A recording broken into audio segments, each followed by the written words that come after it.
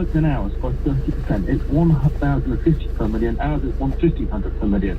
Their death rate is lower than Italy's and France with their ridiculous, insane masks on the street. You never thought you'd see days like this. Yeah. I want normal life back, and I want it back by March the 10th. And if it's not back by March the 10th, there's no excuse. They've vaccinated by then, everybody over 70. There's no excuse. We want to be back to normal. And believe me, people will start to disregard these things after that, if they've got any sense. Because the only way this is working right now is because everybody's doing it. You make a point about how Australia is going to come out of it, and they really have been rigorous. I believe in Melbourne, was it 90 or 96 days complete lockdown? You couldn't go out. I think further than 1984. 3 months. I know, but Ben, what do you say? When people remind you of the amount of people that have died with this, and I know that it's tiring to see these traumatic scenes in hospitals and to hear the stories of people who have a bit of a nightmare, Johnny, survived and come out and never going to be the same again. Now, how do you your civil liberties versus other people's health and your own as well? I mean, it's a delicate, it's a difficult balance, Ben. It's not straightforward, is it? It's not straightforward. It's a genuine health crisis. I don't deny it. It's a new virus that's come in a dramatic way. We have to take a reality check.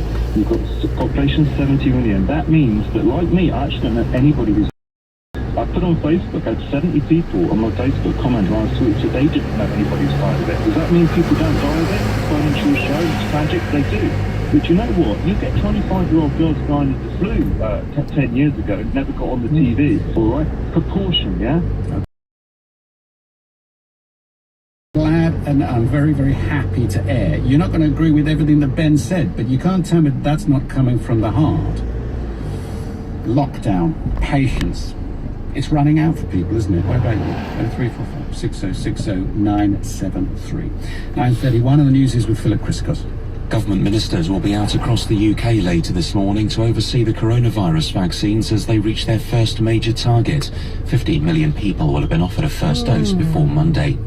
The home of Everton football manager Carlo Ancelotti has reportedly been raided by burglars in Liverpool. Merseyside police confirmed 2 men wearing balaclavas broke into the house in Crosby yesterday evening. A safe was taken, but the occupants weren't hurt.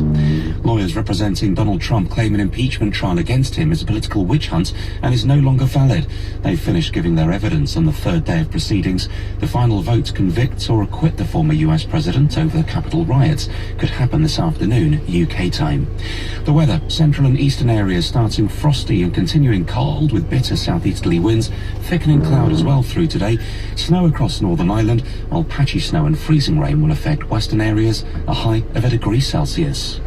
Weekends at LBC with Rachel Johnson. My hopes for next year without vaccine passports have telescoped to sitting on a park bench with a friend, having a cup of coffee and not getting arrested. I can't wait for my Corona digital pass. I resent being told by a government minister this is not how we do things in this country, when frankly everything that we used to do as a matter of course has been made illegal. Rachel Johnson, tomorrow evening from 7. LBC.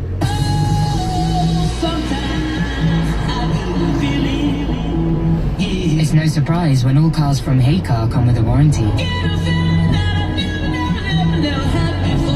And Hey Car offer a 10-day money-back guarantee. All with free contactless delivery. Hey, buying a car never felt so good. Search Hey Car to find yours. T's and C's apply. See website for details. You serve, you backhand, you topspin, you get your phone out. Oh, multitasking. You switch energy. You switch customers have their energy usage saved, so you can switch in as little as 1 click. What you do while you switch, well, it's up to you. You game, set and match. Visit uswitch.com now to switch in as little as 1 click. Uswitch. Energy, broadband, mobiles. If you're an EU citizen with children and were living in the UK by 31st of December 2020, there's something that needs to go at the top of your to-do list. You must check if you need to apply to the EU settlement scheme for your children, even if you have already applied for yourself. Doing this before the 30th of June 2021 deadline will protect their existing rights to things such as free healthcare and further and higher education in the UK. Don't leave it too late. Get started today at gov.uk/EU settlement scheme. Irish citizens or those with valid indefinite leave don't need to apply. This is an urgent message. Millions of men are at risk. Men who have been busy doing man stuff. Really important man stuff. Unaware that this Sunday is Valentine's Day. Luckily, there's still time to order roses and a card from thoughtful.com. Order before 3 on Saturday for delivery by Sunday. And get 20% off with the code HELP. Don't be forgetful. Be thoughtful. Order now at thoughtful.com. Money doesn't grow on trees, so it's no wonder you're frustrated about all the money you've lost due to being missold as stocks and shares ISA or investment bond by your bank. Don't accept it. AMK Legal, an actual law firm, are ready to assign a personal lawyer to your case. You could get your money back in a matter of weeks. There's no paperwork for you to worry about, and what's even better, there's also no upfront fee. Simply text GOOD to 78900. That's GOOD to 78900.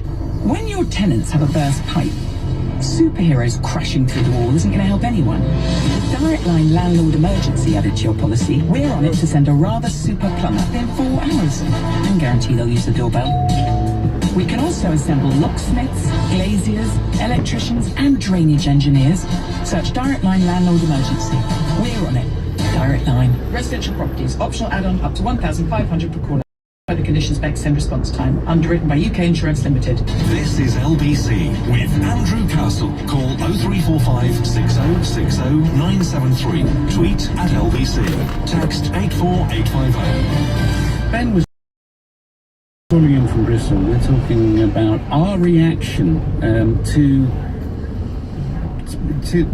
the vaccine, how we're going to stay patient, how we're going to learn, as Matt Hancock has suggested we might have to live with COVID like flu by the end of the year. Now, some people are absolutely sick of the whole thing. They're extremely stressed. They're very upset.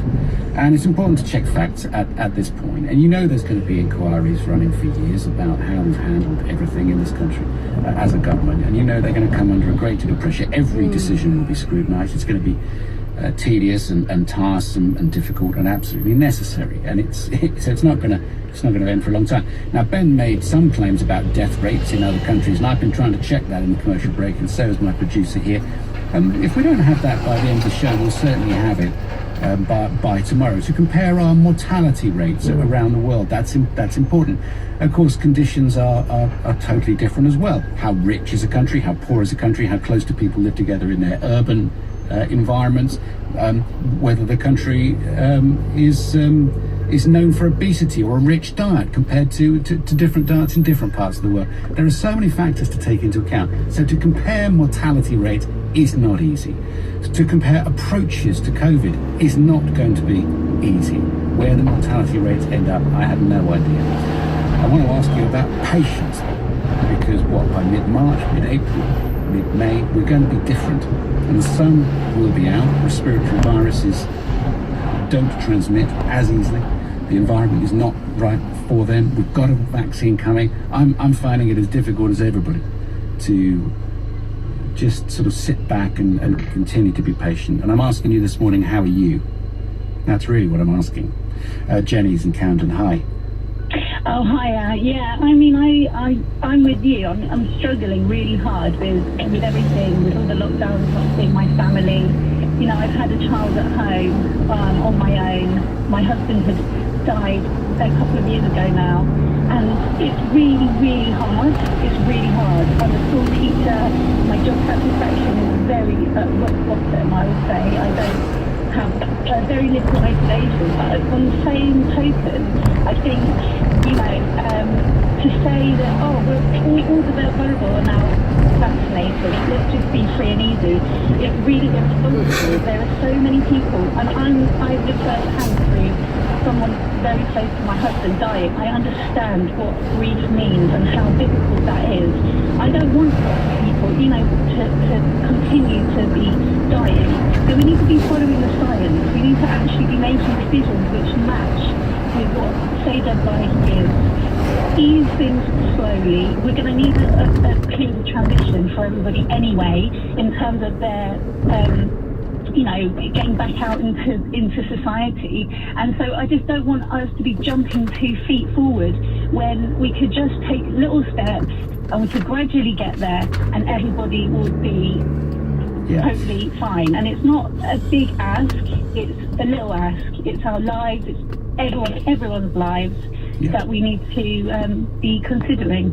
Yeah. No, I know where you are. Some people have been worse affected than others mentally, and some people have very, very bad days.